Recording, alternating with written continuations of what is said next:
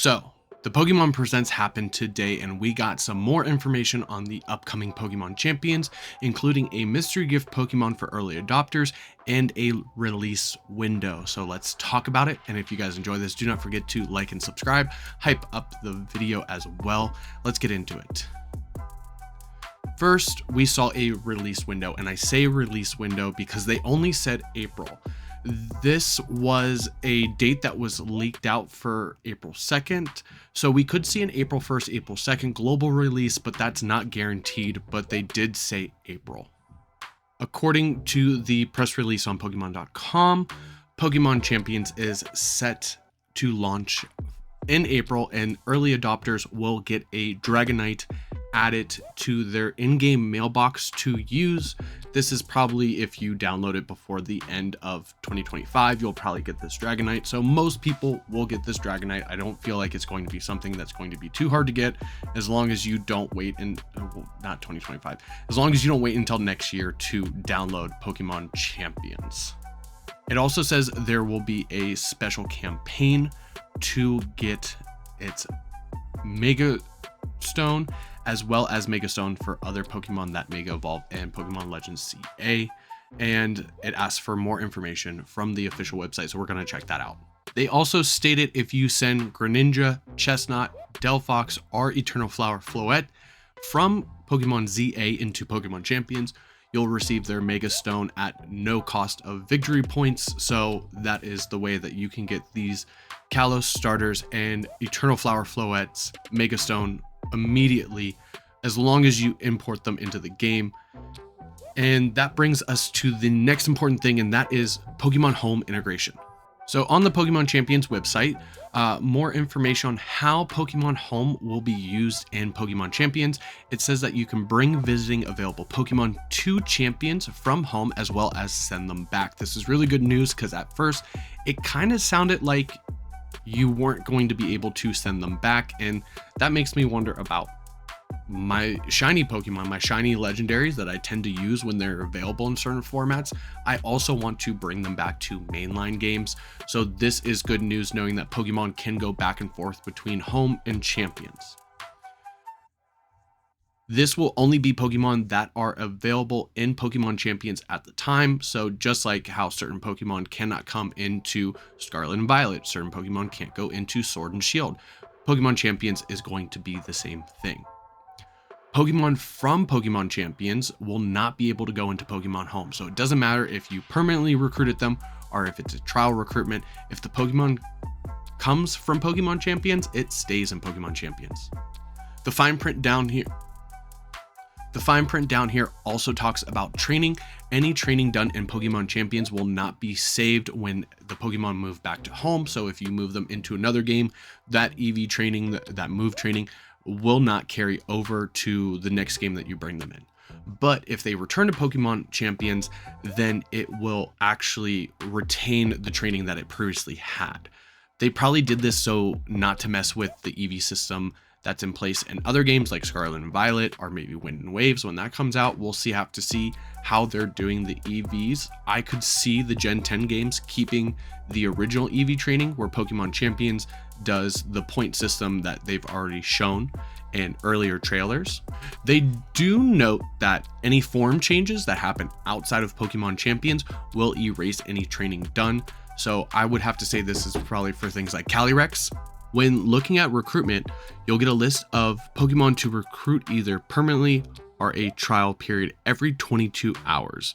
The reason why they do this is incentives for you to go on every day to see new or different Pokemon to recruit. There will be items that can speed up this process. And this is the way that we thought was going to be the workaround to, you can't buy victory points. You can't buy victory points, but you can buy things that can be used instead of victory points. Things like quick coupons and teammate tickets. The quick coupons will shorten the waiting period to recruit Pokemon, while teammate tickets will allow you to recruit Pokemon permanently without spending victory points. There will also be training tickets that will allow you to train a Pokemon without using VP. This is pretty good to have this. We're probably going to see these items come pretty frequently as battle pass or membership items. But this is, like I said, this is their workaround. This is the one thing we thought when they said you can't buy victory points. You can't, but there are things that you can use instead of victory points. The next thing we're going to talk about is from Z Bandit over here. Shout out to Z Bandit. They went ahead and talked about things that they saw about Pokemon Champions from the Japanese, Chinese sites that weren't in the English information set at the time of writing. And so first, Pokemon Champions Starter Pack. The game will be free to play, but includes a timed purchase of a starter pack. This includes 50 additional box spaces, bumping it from 30 to 80 versus trainer themes from Let's Go Pikachu and Eevee, 50 training tickets and 50 recruitment tickets. So basically, if you buy the starter pack, you will be able to just recruit almost a whole party's worth. You will be able to train all those Pokemon without spending victory points. This is a big jump ahead. Private battle lobbies. This is really great for competitions, especially if you're hosting them. You can create private lobbies where multiple battles can take place, and they are assuming that you will be able to have spectators as well. So this is going to be a really cool feature for those limitless VGC tournaments. So this is going to be exciting to see, especially when I run a tournament and I don't make top cut. I can still stream top cut. Character customization. Not only can you change your outfits, but you can also change your pre-battle pose, your Pokeball throw animation, and your victory animation. So there's going to be different animations to get as well. And this is kind of what we wanted to see. We wanted to see custom ball throws and animations, all this stuff. So I'm excited to see this. Hopefully most of this stuff will be free to unlock through the battle pass. There's the characters that are going to introduce you to the game. I'm not going to bother trying to say those names. I'm not gonna.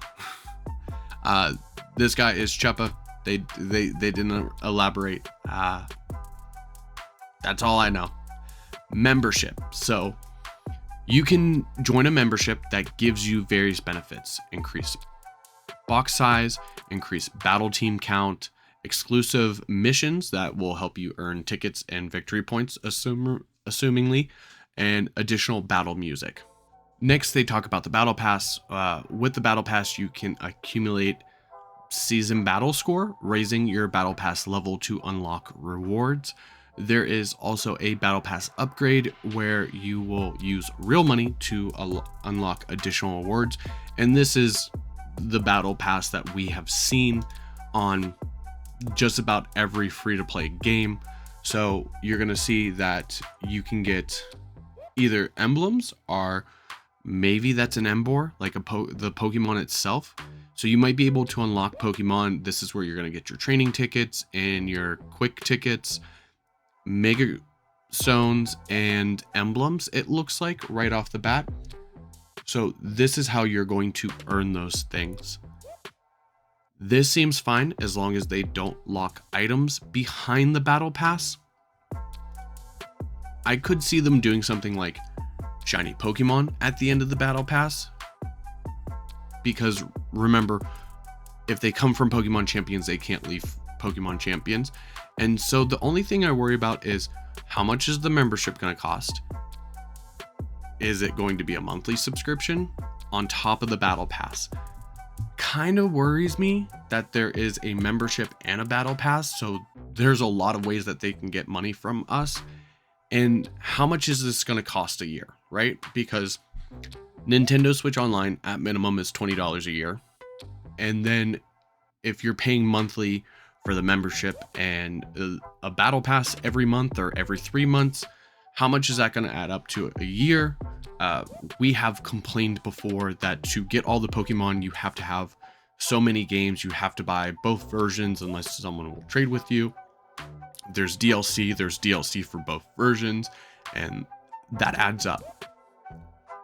But when you think about Nintendo Switch Online for a generation, 3 years, that's $60. 2 games is 120. Probably Wind and Waves will be 140, and DLC was like $30, so that's another $60.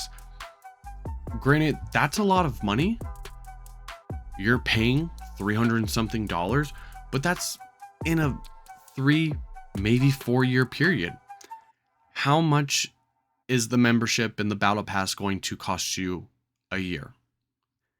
It might get to the point where it would have been cheaper just to stay on the games, and that's a little concerning. So I'm really curious to see how much the membership and how much the battle pass is going to cost, whether the membership is like the one-time purchase, or is it a monthly or yearly subscription. This is kind of concerning me because it's free to play, but with all these additional things, which if you're doing VGC and you want to take this stuff seriously, you're probably going to want at least the membership and the battle pass to stay up to date and be able to modify Pokemon whenever you need to. How much is this going to cost in a year? We'll have to see. The opening cutscene, which I used at the beginning of the video, released on the Chinese YouTube that we did not see. This is going to probably be the opening scene that we get when we first boot up the game. It's pretty cool. And of course, you know, the one guy for Pokemon Champions has an Incineroar. But I mean, it looks good. Of course, this is a cutscene, so that's not what the game is actually going to look like, but... And from there, Z Bandit talks about Pokemon they saw that we have not seen before, mostly showing off images of the box. So we've seen the basic box where you get 30 Pokemon slots. Now you're going to see this is what the extended one is going to look like, where there is a nice little scroll bar to go up and down throughout your box. And what is going to be the max amount of positions or boxes you can have at one time, like 80 Pokemon. Depending on how many teams you have, if you want to have different Incineroars, for example, if you want more than one Incineroar for different spreads, 80 might not be enough, right? Because if I'm thinking in the time that I've played Scarlet and Violet, I probably have 4 or 5 boxes of Pokemon just for VGC. I mean, I have 2.5 boxes just for Terra Raid Pokemon. So is 80 gonna be enough? How many competitive Pokemon? Like, of course, the whole point of the victory points and being able to re-EV Pokemon very quickly is the fact that you shouldn't have to have 4 or 5 Incineroars of different spreads. But if you're tight on victory points, like, you might need to. And also, like, we don't see any duplicates. Like, we don't see 2 Arcanines or 2 Pikachus. So will we be allowed to have more than one version? I don't know. Lots of great information. They also talked about the Kalos starter's hidden abilities. I want to leave that for a separate video. But what do you think about this? Is this news exciting to you? Finding out more information makes it a lot more helpful. The membership and battle pass, both of them being part of Pokemon Champions, is kind of worrying to me. How much is this going to cost to someone who wants to have all those things all the time? And not to mention, if we have Pokemon Champions, we're still gonna buy Wind and Waves. So this could add up after a while, and that's a little concerning. But I want to know what you think in the comments down below. If you made it this far in the video, don't forget to like and subscribe. Thanks for watching. Until next time, I'm Zach, and we'll see everyone later.